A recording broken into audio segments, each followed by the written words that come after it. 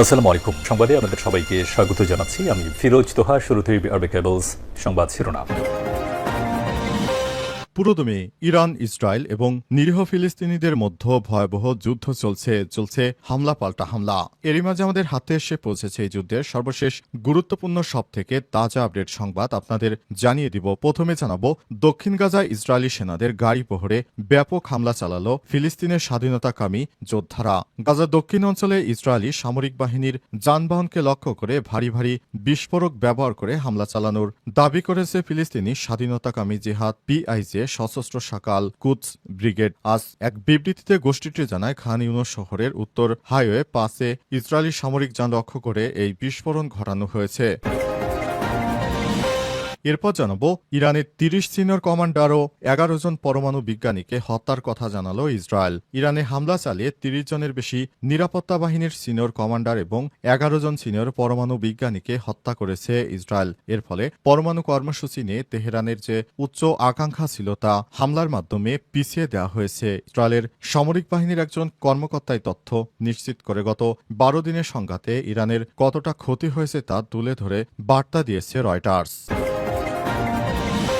এদিকে পাকিস্তানে ভয়াবহ আত্মঘাতী হামলায় ১৩ জন সেনা সদস্য নিহত। উত্তর পশ্চিম পাকিস্তানে খাইবার পাখতুনখোয়া প্রদেশে উত্তর ওয়াজিরিস্তান জেলায় একটি ভয়াবহ আত্মঘাতী হামলায় ১৩ জন সেনা সদস্য নিহত হয়েছে। এই ঘটনায় আরও ২৯ জন আহত হয়েছে, যাদের মধ্যে বেসামরিক নাগরিকও রয়েছে। সংবাদ আল জাজিরার। তবে হামলার দায় স্বীকার করেছে আফগানিস্তানের তালেবানরা। জানাবো, সংখ্যানুপাতিক পদ্ধতি ছাড়া নির্বাচন মানবে না দেশের মানুষ, বললেন গোলাম পরোয়ার। সংখ্যানুপাতিক পিআর পদ্ধতি ছাড়া আগামী জাতীয় নির্বাচন দেশের মানুষ মেনে নেবে না বলে মন্তব্য করেছেন বাংলাদেশ জামাত ইসলামের সেক্রেটারি জেনারেল অধ্যাপক মিয়া গোলাম পরোয়ার। তিনি আরও বলেছেন, এ বিষয়ে ইতিমধ্যেই গ্রামে গ্রামে ঐক্য তৈরি হয়েছে। পিআর পদ্ধতি ছাড়াই দেশের মানুষ, জনগণ এই নির্বাচনকে মেনে নেবে না। এবং সর্বশেষ জানাবো, ইসলামী আন্দোলনের মহাসমাবেশ থেকে ১৬ দফা ঘোষণা। সংস্কার, ন্যায় বিচার এবং সংখ্যানুপাতিক প্রপোর্শনাল রিপ্রেজেন্টেশন বা পিআর পদ্ধতি জাতীয় নির্বাচন অনুষ্ঠানের দাবিতে রাজধানী সোহরাওয়ার্দী উদ্যানে মহাসমাবেশ থেকে ১৬ দফা উত্থাপন করেছে ইসলামী আন্দোলন বাংলাদেশ। প্রিয় দর্শক, এতক্ষণ শুনছিলেন সংবাদ শিরোনাম, এবারে বিস্তারিত। তবে তার আগে বন্ধুরা, অনুরোধ থাকবে এই সংবাদটিতে একটি লাইক দিন। এই চ্যানেলে আপনি নতুন হয়ে থাকলে আমাদের সংবাদটি দেখতে দেখতে চ্যানেলটি সাবস্ক্রাইব করে রাখুন। কমেন্ট করে বন্ধুরা আপনার মূল্যবান মতামত জানিয়ে দিন আপনি বিশ্বের কোন দেশ থেকে বা বাংলাদেশের কোন স্থান থেকে আমাদের সংবাদটি দেখছেন এবং শুনছেন। আর বন্ধুরা, ইরান ইসরায়েল যুদ্ধে আপনি কোন দেশকে সমর্থন করেন কমেন্ট করে জানিয়ে দিন। সংবাদটি আপনার সোশ্যাল মিডিয়া ফেসবুকে শেয়ার করে বন্ধুদেরও দেখার সুযোগ করে দিন। এবারে বিস্তারিত। দক্ষিণ গাজায় ইসরায়েলি সেনাদের গাড়িতে ভয়াবহ হামলা। গাজার দক্ষিণ অঞ্চলে ইসরায়েলি সামরিক বাহিনীর একটি যানবাহন লক্ষ্য করে ভারী বিস্ফোরক ব্যবহার করে হামলা চালানোর দাবি করেছে ফিলিস্তিন ইসলামী জিহাদের পিআইজে সশস্ত্র শাখা আল কুদস ব্রিগেড। আজ এক বিবৃতিতে গোষ্ঠীটি জানিয়েছে, খান ইউনুস শহরের উত্তরের হাইওয়ে পাশে ইসরায়েলি সামরিক যান লক্ষ্য করে এই বিস্ফোরণের ঘটনা ঘটানো হয়। টেলিগ্রামে প্রকাশিত ওই বিবৃতিতে হামলার নির্দিষ্ট সময় উল্লেখ করা হয়নি। পাশাপাশি হতাহতের বিষয়ে কোনো তথ্য দেয়নি যোদ্ধারা। আল কুদস ব্রিগেডের ভাষ্য, আমাদের মুজাহিদিনরা একটি উচ্চ ক্ষমতা সম্পন্ন বিস্ফোরক ডিভাইস ব্যবহার করে একটি ইসরায়েলি সামরিক যানবাহনে আঘাত হানে। এই ঘটনাটি সংঘটিত হয়েছে গাজার দক্ষিণ অঞ্চলে খান ইউনুসের উত্তরে হাইওয়ে পাশে। ইসরায়েলি প্রতিরক্ষা বাহিনী আইডিএফ এর তরফে এই ঘটনায় কোনো প্রতিক্রিয়া জানায়নি। এদিকে গাজা উপত্যকা জুড়ে শনিবার ২৮ জুন শুরু হয়েছে নৃশংস হামলা অব্যাহত রেখেছে ইহুদিবাদী ইসরায়েলি বাহিনী। এতে অন্তত ১৭ জন ফিলিস্তিনি নিহত হয়েছে। মেডিকেল সূত্র আল জাজিরাকে জানিয়েছে, নিহতদের মধ্যে খান ইউনুসে ১১ জন নিহত হয়েছে এবং দেইর আল বালাতে ২ জন, জাবালিয়ায় ২ জন, গাজা সিটির উত্তর পশ্চিম অঞ্চলে ১ জন এবং রাফার উত্তরে জিএইচএফ সাহায্য কেন্দ্রের কাছে ১ জন ফিলিস্তিনি নিহত হয়েছে। সাহায্য কেন্দ্রের কাছে যারা নিহত হয়েছে তাদেরকে ত্রাণ দেওয়ার কথা বলে ইহুদিবাদী ইসরায়েলের সেনারা ডেকে নিয়ে যায়। পরে তাদেরকে গুলি চালানো হয় এবং সেখান থেকে বেশ কয়েকজন মারা গেছে।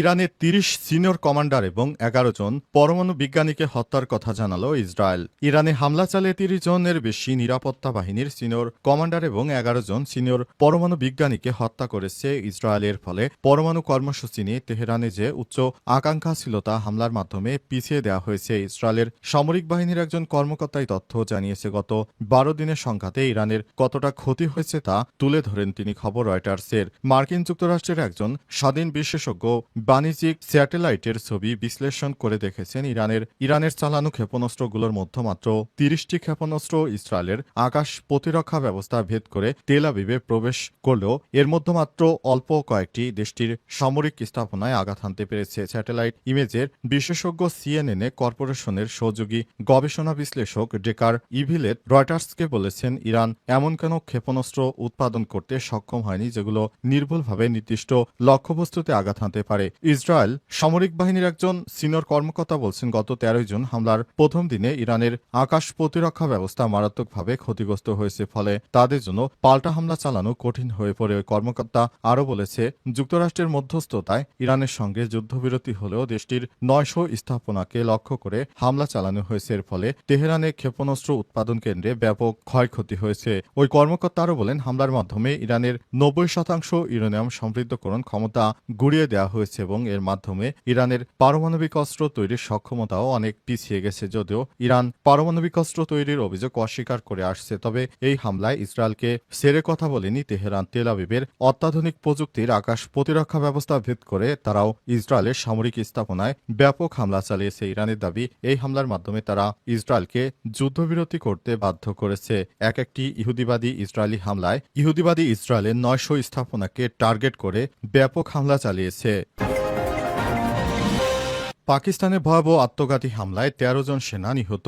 উত্তর পশ্চিম পাকিস্তানের খাইবার পাখতুনখোয়া প্রদেশে উত্তর ওয়াজিরিস্তান জেলায় একটি ভয়াবহ আত্মঘাতী হামলায় 13 জন সৈন্য নিহত হয়েছে। এই ঘটনায় আরও অন্তত 29 জন আহত হয়েছে, যাদের মধ্যে বেসামরিক নাগরিকও রয়েছে। খবর আরব নিউজের। শনিবার এএফপিকে দেখ বিবৃতিতে স্থানীয় সরকারি কর্মকর্তা ও পুলিশ এই তথ্য নিশ্চিত করেছে। তারা বলেন, একটি বিস্ফোরক ভর্তি গাড়ি নিয়ে আত্মঘাতী হামলাকারী সেনাবাহিনীর একটি কনভয়ের উপর আঘাত হানে। এতে ঘটনাস্থলে 13 জন সৈন্য নিহত হয়েছে এবং 10 সেনা সদস্য সহ 19 জন বেসামরিক নাগরিক আহত হয়েছে। এক সরকারি কর্মকর্তা বলেছেন, এক আত্মঘাতী হামলাকারী বিস্ফোরক বোঝাই গাড়ি নিয়ে সামরিক বহরের উপর হামলা চালায়। বিস্ফোরণের তীব্রতায় আশপাশে দুটি বাড়ির ছাদ ধসে পড়েছে।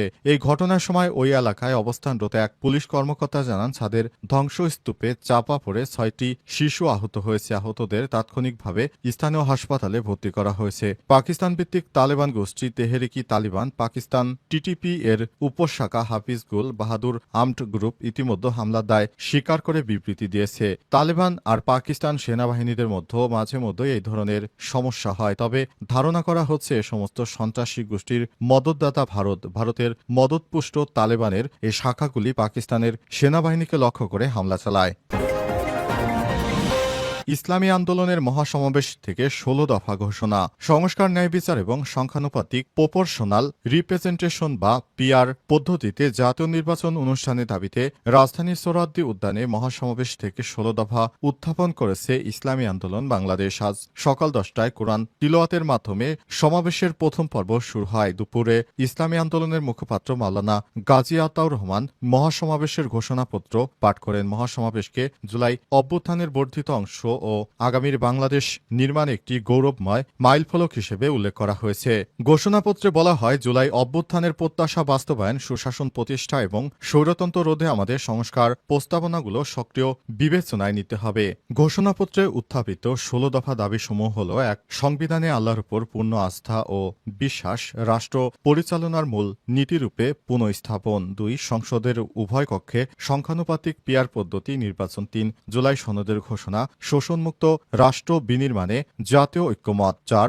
ভবিষ্যৎ স্বৈরাচার দলীয় কর্তৃত্ব রোধে মৌলিক রাষ্ট্র সংস্কার। 5. সুষ্ঠু নির্বাচনের জন্য প্রশাসনে ফ্যাসিবাদী প্রভাবমুক্ত লেভেল প্লেইং ফিল্ড নিশ্চিত করা। 6. পতিত ফ্যাসিবাদের বিচার ও পলাতক অপরাধীদের ফিরে আনার কূটনৈতিক পদক্ষেপ। 7. পাচার করা অর্থ উদ্ধার এবং দৃশ্যমান উদ্যোগ। 8. সন্ত্রাস, চাঁদাবাজ, খুনখারাবি রোধে প্রশাসনে সক্রিয় ভূমিকা। 9. ভারতের সঙ্গে করা সব চুক্তি প্রকাশ।